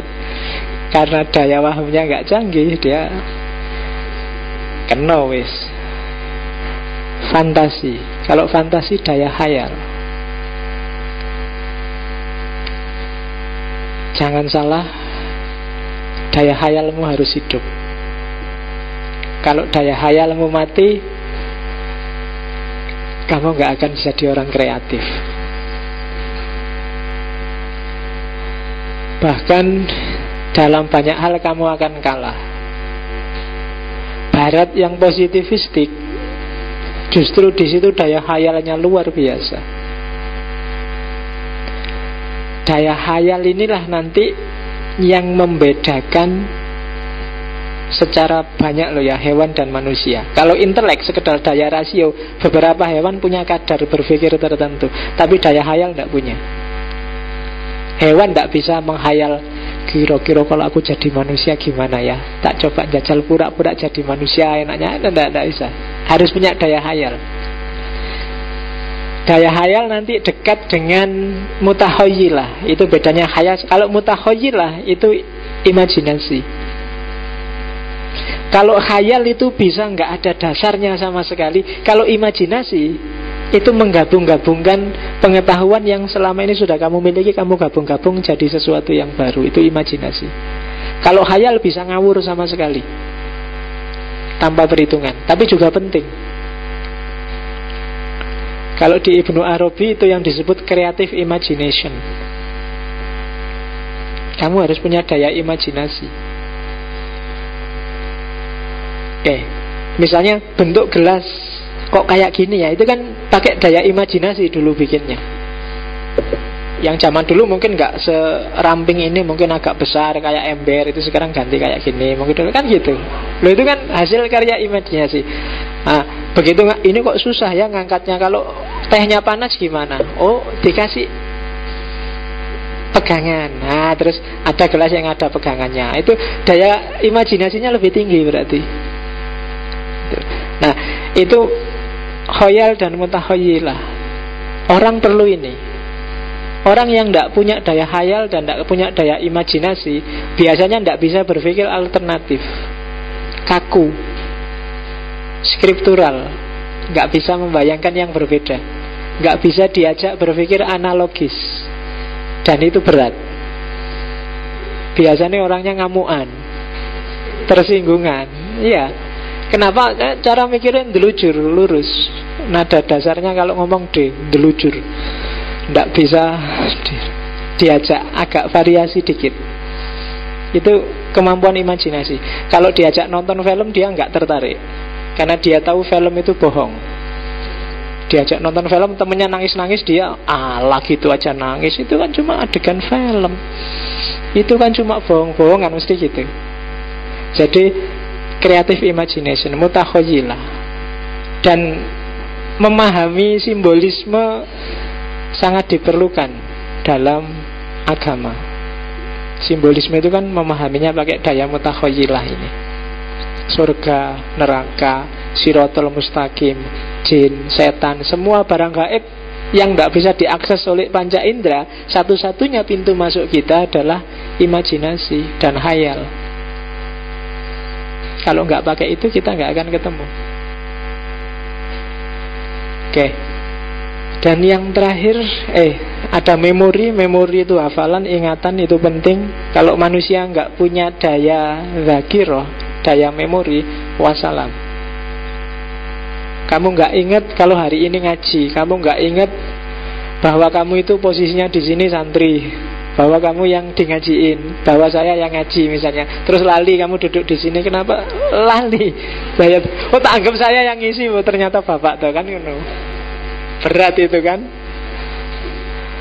Kalau kehilangan imajinasi, kamu bisa jadi orang kaku. Kehilangan memori, wassalamualaikum, sudah. Ya kan, sudah selesai. Loh, orang gila itu kan sebenarnya bisa mikir, satu-satunya yang hilang memorinya. Ya kan, dia rasional juga, wong. Kalau jalan ya di pinggir jalan kan dia ngerti, karena kalau di tengah ketabrak terus dia, itu kan daya berpikir itu. Mbok anggap orang, coba lihat orang gila kan mesti melakukan yang pinggir terus kan gitu. Imajinasi ya kadang-kadang punya imajinasi. Nggak punya celana ya kadang daun plastik resek dipakai loh. Itu kan daya imajinasi yang tinggi itu kan. Satu-satunya yang dia nggak punya cuma memori. Jadi lupa tadi kalau sudah pakai kresek. Oke. Dan yang terakhir, thought mutafakkiro, daya berpikir, daya analisis. Ini daya-daya jiwa yang menentukan kita masih manusia apa bukan, yang harus dijaga. Kita harus gradasi dari vegetatif, hewani menuju 5 daya ini. Di situ kuncinya dayanya manusia. Oke, selanjutnya ada ittihadul akil bil ma'kul. Ini sebenarnya lanjutan tadi dari harokah jauhariyah. Apa sih yang menentukan, apa sih kuncinya manusia bisa bergerak, melakukan gerakan yang substantif? Kuncinya adalah ada pada ilmu, ada pada ittihadul akil bil ma'kul. Hubungan antara manusia dengan ilmu yang diserapnya. Katanya Mula Sadra, sebagaimana tubuh butuh gizi 4 sehat 5 sempurna sehingga kamu berkembang jadi besar, substansi dirimu, rohanimu, hakikat dirimu juga butuh 4 sehat 5 sempurna, namanya ilmu. Kamu bergerak kemana, seperti apa dirimu, apa yang kamu lakukan dan tidak kamu lakukan, gayamu sekarang kayak gimana, kuncinya ada pengetahuan apa yang kamu masukkan di kepalamu. Kalau kamu misalnya ya, contoh paling gampang hari ini, yang pro Jokowi sama yang anti Jokowi. Yang pro Jokowi tiap hari memasukkan informasi yang bagus-bagus tentang Jokowi. Kalau ada informasi yang jelek tidak dimasukkan, dianggap tidak bisa dipercaya. Dan itu kan mempengaruhi substansi dirinya. Dia jadi suka sama Jokowi, muji-muji Jokowi. Kebalikannya, yang tidak suka Jokowi, yang dicari tiap hari informasi yang anti Jokowi, yang ngeritik Jokowi. Kalau ada yang pro Jokowi, dia tidak percaya, ditolak habis-habisan. Yang anti Jokowi yang dimasukkan di kepala. Lahirnya apa? Ya perilaku anti Jokowi, ucapan yang anti Jokowi, gaya yang anti Jokowi. Apa gayamu sekarang tergantung apa yang kamu masukkan di kepalamu. Pengetahuan apa yang kamu masukkan di kepalamu, ilmu apa yang kamu masukkan di kepalamu. Kembali ke sini tadi. Kenapa tadi kamu lihat ini langsung ketawa? Berarti informasi yang kamu masukkan di kepalamu tentang barang seperti ini, itu ada hubungannya dengan itu tadi yang muncul di kepalamu. Jadi ittihadul akil bil ma'kul isinya kayak gitu-gitu. Jadi sebenarnya gampang. Cara biar kita menghargai perempuan, tidak diskriminatif perempuan, adalah carilah informasi-informasi, ilmu-ilmu, pengetahuan-pengetahuan yang tidak diskriminatif kepada perempuan. Selesai. Otomatis perilaku kita, gaya kita pasti akan menghargai perempuan. Meskipun kamu deklarasi jadi feminis, tapi yang kamu lihat tiap hari, yang kamu download tiap hari, yang kamu ada hubungannya dengan pelecehan pada perempuan, secara nggak sadar perilakumu pada perempuan akan kayak gitu. Lihat perempuan langsung mengarah ke sana. Meskipun kamu tahan-tahan karena aku feminis sih, padahal pikirannya juga sama ngeresnya dengan yang tidak feminis. Kenapa? Karena ittihadul akil bil ma'kulnya memang kayak gitu. Nah, harokah jauhariyah, kalau kamu ingin gerakanmu substantif menuju Tuhan, berarti informasi-informasi yang harus kamu masukkan di kepalamu adalah informasi-informasi ketuhanan. Kalau dalam tasawuf namanya makrifat. Makanya puncak pengetahuannya disebut makrifat.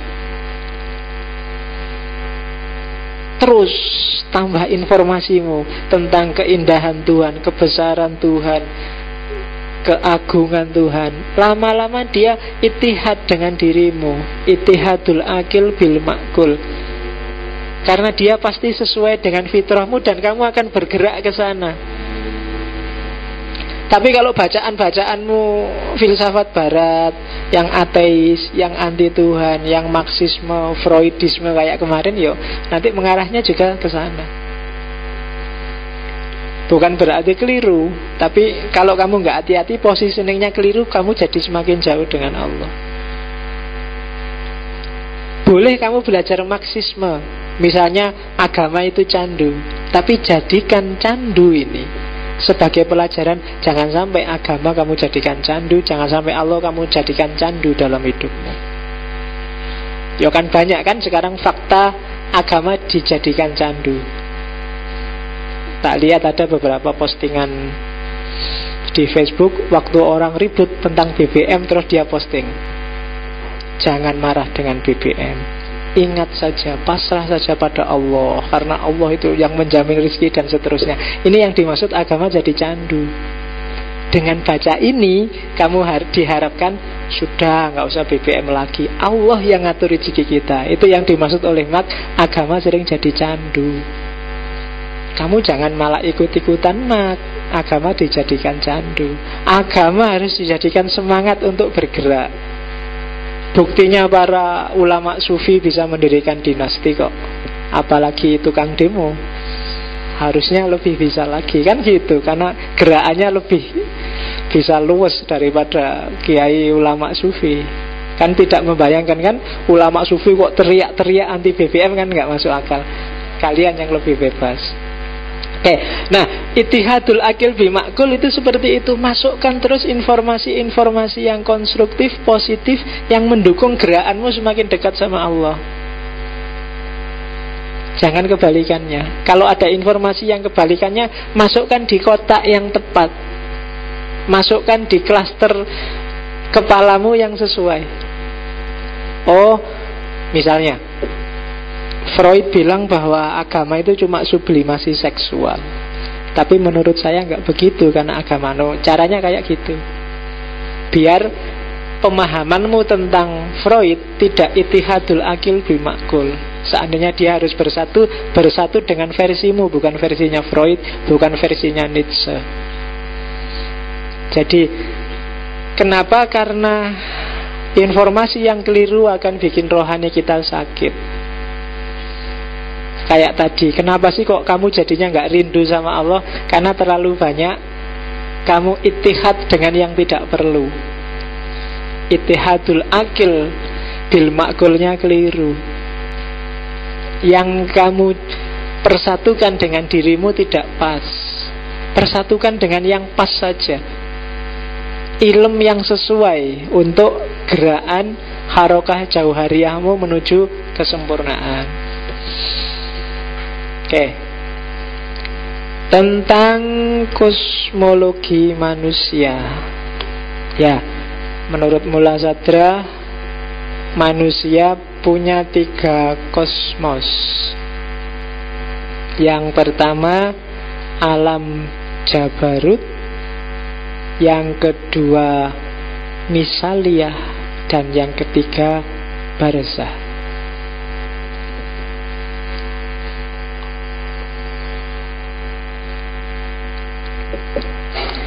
Alam Jabarut itu alam fisik, tangan, kaki, hidung, mata, kumis, rambut, alam fisik. Kalau Misaliyah itu alam intelektual, rohani. Dan Barzah itu alam perantara, kayak alam barzah itu kan, kubur itu kan perantara dari dunia nyata ke akhirat.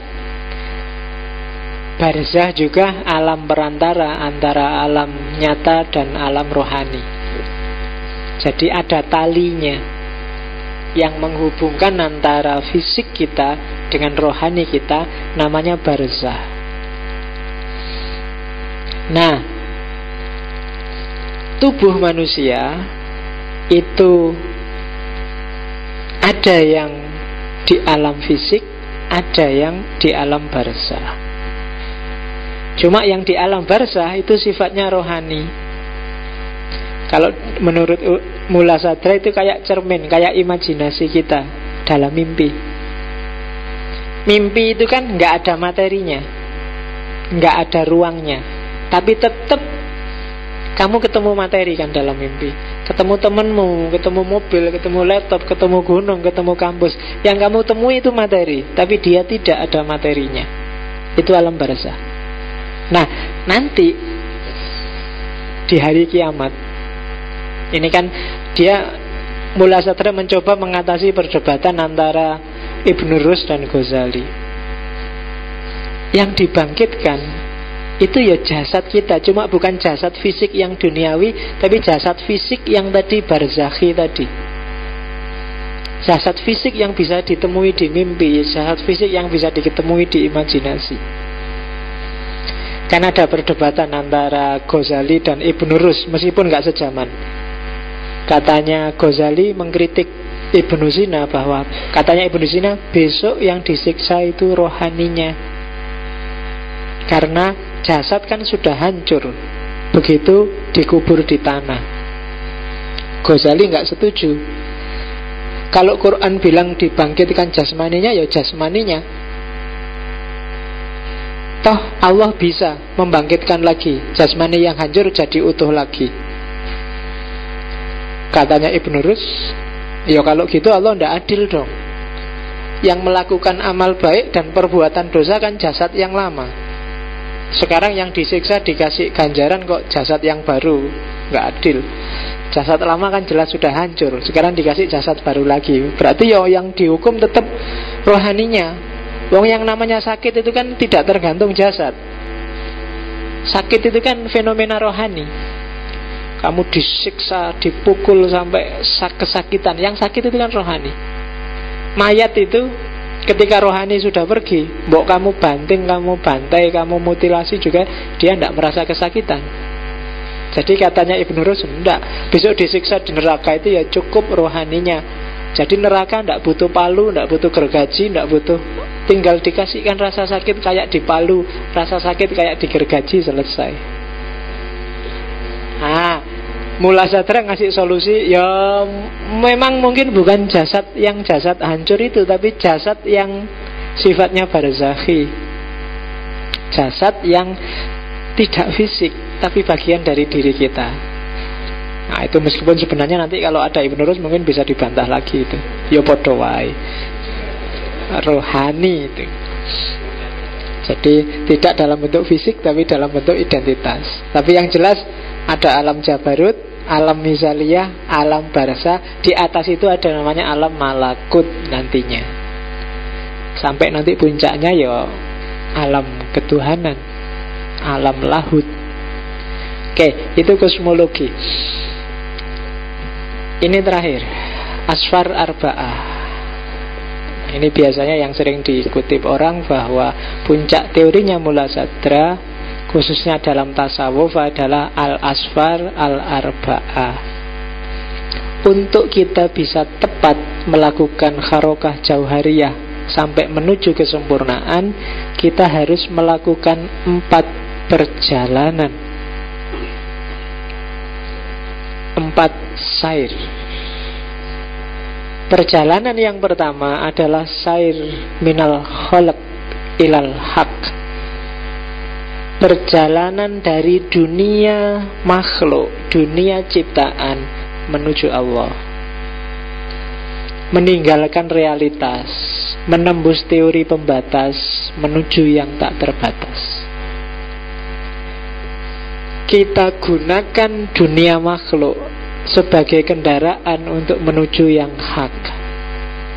Di perjalanan pertama, kita masih ada di dunia nyata, tapi kita bergerak mendekati Allah.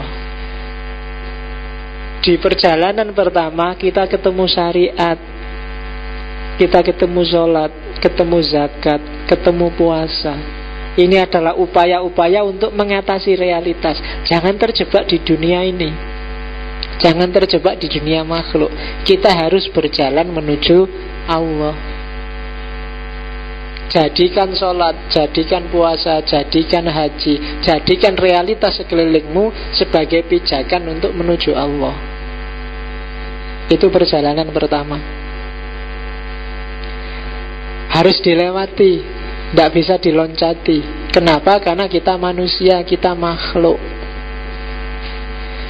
Kalau perjalanan pertama sukses, kita akan ketemu dengan perjalanan kedua. Sair bil haqqi fil haqqi. Ketika perjalanan pertama sukses, kan kita ketemu Allah sudah, karena tadi menuju al-haq. Begitu kita ketemu Allah, mari kita nikmati perjalanan dengan Allah di dalam Allah. Biasanya ini yang dilakukan oleh para sufi. Uzlah, riyadhah, suluk, kasyaf, makrifat, ittihad, hulul, dan lain sebagainya lah, konsep-konsep sama. Itu kan perjalanan bil haq fil haq, perjalanan di dunia lahud, perjalanan di dalam Allah. Perjalanan kedua, setelah tadi kita nyampe di Allah lewat kendaraan pertama. Kalau kita sukses mengembarai dunia ketuhanan, saatnya kita kembali. Jangan berhenti di sana, karena umat masyarakat juga butuh pencerahan seperti kita. Perjalanan yang ketiga adalah sair minal haq ilal khalq, dari Allah menuju makhluk. Jadi kembali ke tengah semesta, namun batinnya sudah terikat oleh Allah. Melihat segala sesuatu sekarang sudah enggak tertarik lagi, karena yang ada di matanya hanya Allah. Jadi kalau sudah nyampe dunia Allah itu, dunia sudah enggak penting dan tidak menarik lagi. Begitu dia kembali ke makhluk, ya melihat segalanya adalah manifestasi dari adanya Allah. Sair minal haq ilal khalq. Dan perjalanan yang keempat, yang terakhir, sair fil khalq bil haq, perjalanan di dalam makhluk. Yang sekarang sudah nyampur dengan makhluk, seperti tadi perjalanan awal, tapi sekarang Allah ada bersamanya. Kalau dia ngomong, Allah jadi mulutnya. Kalau dia jalan, Allah jadi kakinya. Kalau dia bergerak, Allah yang menggerakkan. Takhollak bi ahlakillah. Jadi sekarang beraktivitas bersama manusia, sudah Allah yang ada dalam dirinya, mewarnai dunia dengan cinta ketuhanan, membantu sesama berlayar menuju Allah. Karena dia yang sudah tahu alamatnya untuk ketemu Allah, maka sekarang melakukan perjalanan puncak, sair fil khalq bil haq. Biasanya kalau para sufi, perjalanan keempat ini wujudnya adalah mungkin bikin torekot, mungkin bikin lembaga, bikin yayasan, bikin perguruan, bikin pondok pesantren. Itu sair fil khalq bil haq. Jadi ada 4 perjalanan. Yang pertama perjalanan menuju Allah, yang kedua perjalanan di dalam Allah, yang ketiga perjalanan dari Allah, dan yang keempat perjalanan dengan Allah. Nah, itu al-asfar al-arba'ah. Nggak usah tanya saya ada di mana, kita baru ancang-ancang mau masuk ke yang pertama. Nggak usah, saya ada di mana ya Pak? Alah, paling yang pertama aja belum kamu. Baru belajar untuk melakukan perjalanan pertama. Ya semoga kita ngalami perjalanan kedua, syukur-syukur bisa ketiga, dan alhamdulillah kalau sudah nyampe keempat. Harus diusahakan untuk menuju tadi. Caranya ya al-harokah al-jauhariyah, gerakan yang substantif. Itu al-asfar al-arba'ah, 4 perjalanan. Dan Mula Sadra sendiri menjalankan 4 ini. Diawali ketika dia ahli semua ilmu-ilmu keislaman, ahli teologi, ahli fikih, ahli Quran, ahli hadis, dan melakukan sair yang pertama. Sampai puncaknya kemudian dia melakukan uzlah, tak bilang tadi. Melakukan uzlah 7 apa 11 tahun. Itu perjalanan di dalam Allah. Kemudian dia kembali lagi, bikin sekolahan, jadi guru, membimbing orang, nulis kitab untuk menceritakan pengalamannya di dunia Allah. Itu perjalanan dari Al-Haq. Dan terakhir, segala aktivisme sosial, aktivisme keagamaannya untuk membimbing orang, membimbing murid-muridnya, melahirkan sair yang keempat, yaitu perjalanan dengan Allah. Jadi teori ini hasil kristalisasi sebenarnya perjalanannya Mula Sadra sendiri, yang disarankan juga untuk semua kita harusnya juga melakukan 4 perjalanan ini. Wahyu, iya, kalau menurut Mula Sadra, seorang nabi itu memiliki kecerdasan puncak dan imajinasi puncak. Caranya melalui kuwatun nafas min juz'iha al-amali, untuk bisa mengaktualkan potensi kecerdasan puncak dan imajinasi puncak itu ya harus melakukan olah kejiwaan. Itu yang dilakukan oleh Nabi Muhammad di Gua Hira. Itu yang dilakukan oleh Ibrahim ketika mencari Tuhannya. Kuwatun nafas min juz'ihal amali. Terus sekarang kalau ada orang yang juga melakukan olah kejiwaan, apa bisa Pak jadi nabi? Tidak bisa. Kenabian sudah terputus.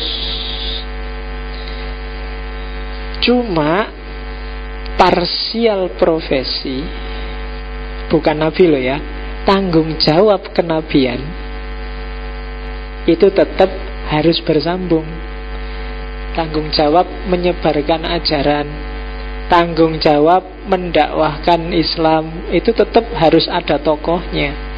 Nabi sudah nggak ada, tapi penerusnya harus ada. Karena kalau enggak, agamanya akan mati. Ya kalau kita ya para ulama, karena Mula Sadra seorang Syiah, ya bagi dia penanggung jawab kenabian ya para imam.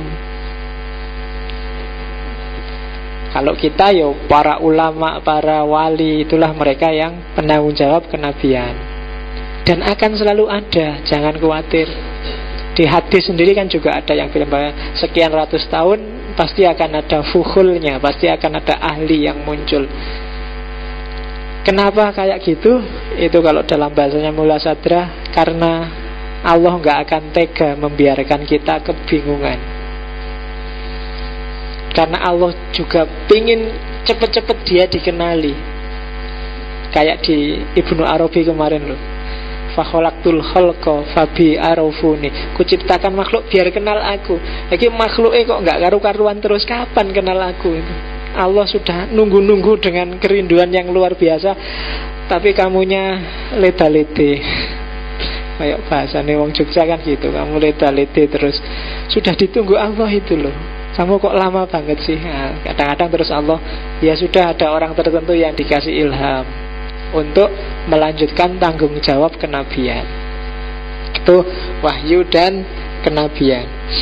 Oke, yang terakhir, ini ada satu puisi yang saya senangi dulu dari Mula Sadra. Agak bagus. Tuhan itu tak terbatas, tanpa ruang dan tanpa waktu. Namun Dia menjadi kecil sesuai dengan pemahamanmu. Namun Dia akan datang sebatas kebutuhanmu.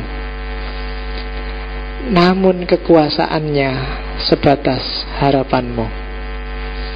Namun firman-Nya sebatas keimananmu.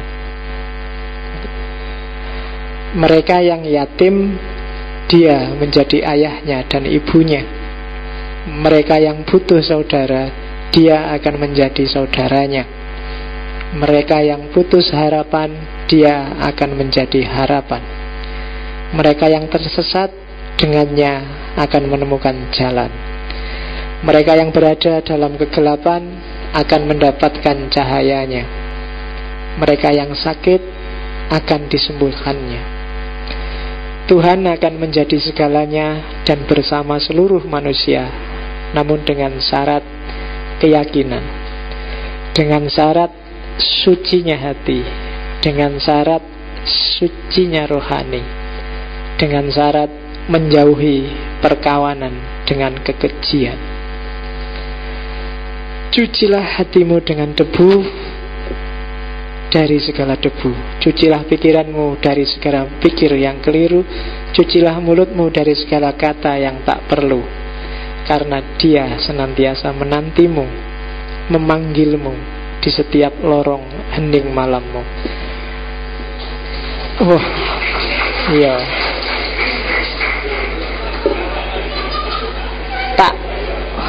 Aslinya bahasa Arab, cuma tak coba-coba nerjemah karena zaman aku mahasiswa suka dengan kalimat ini, terus tak pakai. Ya, semoga ada sesuatu yang kamu dapat dari puisi ini. Karena kuncinya sebenarnya satu, Allah itu tergantung kamu. Kedahsyatannya tergantung sedahsyat apa Dia bagimu. Kekuasaannya tergantung apa, sekuasa apa Dia bagimu. Maka tadi kuncinya sebenarnya kamu percaya apa enggak. Kalau kamu mintanya cuma ya Allah 1 miliar aja deh, enggak banyak-banyak, ya kan sebesar itu seandainya dikabulkan. Dianggapnya Allah enggak bisa kalau 2 miliar. Kayak kamu misalnya, kamu sedang mau ujian, di rumah bapakmu sakit, ya Allah saya nggak lulus ujian juga nggak apa-apa asal bapakku sembuh. Ya emangnya Allah nggak bisa kamu lulus ujian dan bapakmu sembuh? Kok kamu negosiasi doanya kok nanggung gitu? Doa semuanya nggak apa-apa, karena kekuasaan kebesaran Allah sejauh kamu yakini sebesar apa kuasanya dan kebesarannya. Oke, itu Mula Sadra. Iluminasi tradisi Persia saya akhiri sampai di sini. Minggu depan kita kembali ke barat, ke era postmodern. Jadi akan saya seling-seling barat timur, barat Islam, barat timur, biar kamu nggak nganggep satu-satunya yang benar itu barat atau satu-satunya yang benar itu timur. Karena filsafat itu agak tricky.